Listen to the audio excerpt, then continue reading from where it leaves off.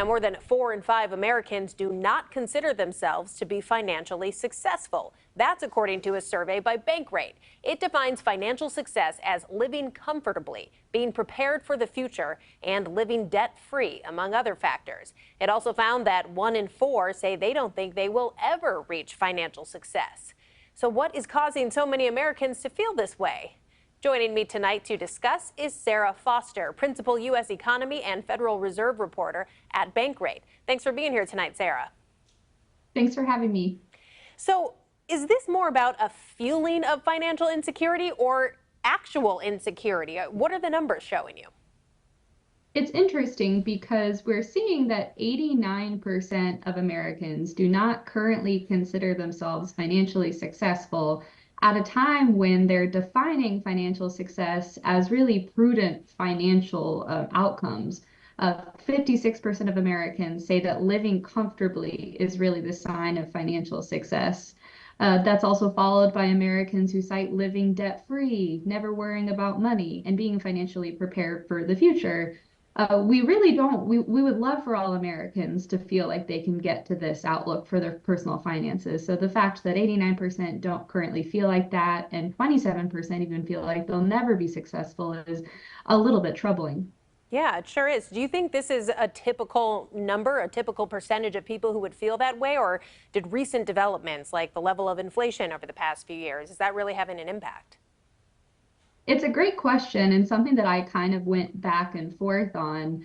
I think generally speaking, the fact that we don't necessarily see most Americans defining financial success as being a millionaire or even having enough money to quit working might imply that maybe financial success happens before you get to that point.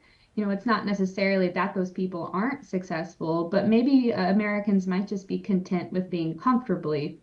But then there's this other side of the coin where we're talking about high inflation, which essentially feels like taking a pay cut. I think this could be kind of causing something I've been thinking about being called goals dysmorphia, where because it is so much harder to feel like you can break even, to feel like you can manage your day-to-day expenses, really those prudent financial goals, those more modest financial goals might feel akin to reaching for the stars too, just as it might be for being a millionaire.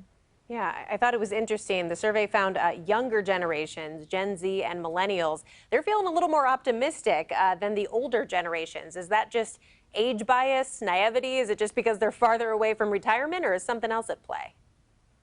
Well, it is interesting because we have separate survey data from Bankrate that does tend to show that younger generations really are the most optimistic, and something maybe happens when you get older where maybe those financial goals are really coming to fruition, or you're reaching those major financial milestones that you've been saving up for your whole life, and reality might look a little bit different than the way you thought it would several years before.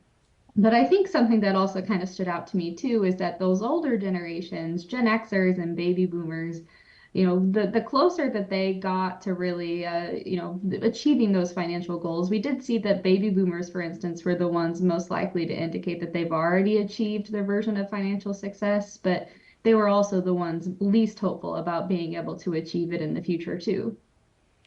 You were quoted in the report saying investing is one of the best ways to really make your money work for you and kind of get to that secure place.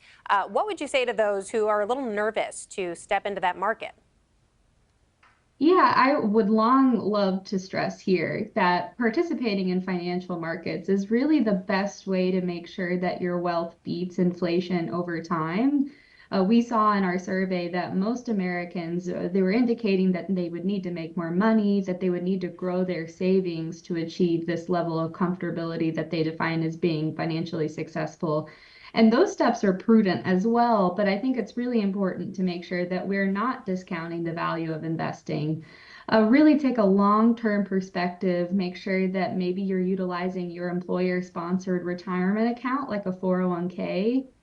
If you're investing in a diversified amount of assets for the long term, you're really going to be protected from those day-to-day market upswings, downswings, and just the general volatility. Sure.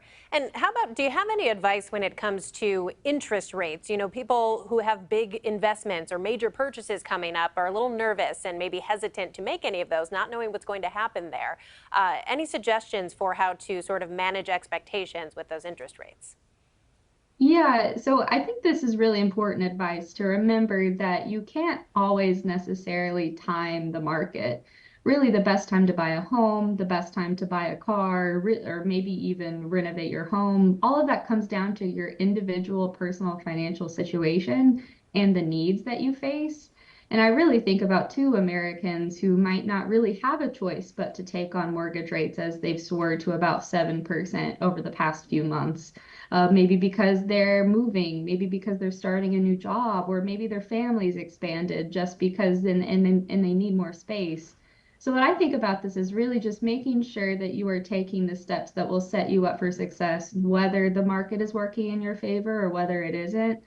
Keeping a really close eye on your budget, find ways that you can save for both the long term through retirement or for a long term down payment that you might use. And remember that any little bit counts.